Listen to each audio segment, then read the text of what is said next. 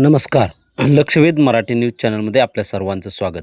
लक्षवेध Marathi news चॅनलवर ताज्या घडामोडी पाहण्यासाठी आजच सबस्क्राईब करा व बेल आयकॉनवरती क्लिक करा. परांड्यात 9 अवैध जुगार अड्ड्यांवर छापा. 29 जणांविरोधात परांडा पोलिसात गुन्हा दाखल. अवैध धंद्याविरोधात पोलिसांनी हाती घेतलेल्या विशेष मोहिमेत परांडा पोलीस ठाण्याच्या हद्दीत एकाच वेळी 9 ठिकाणी छापेमारी करण्यात आली.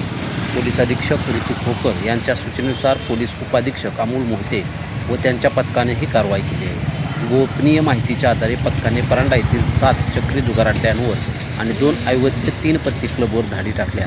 यामध्ये प्रामुख्याने गोल्डन चौक, बसस्थानक परिसर, कुर्डवाडी रोडवरील जगताप ढाबा आणि करमाळा रोड वरील शेड या ठिकाणांचा समावेश आहे.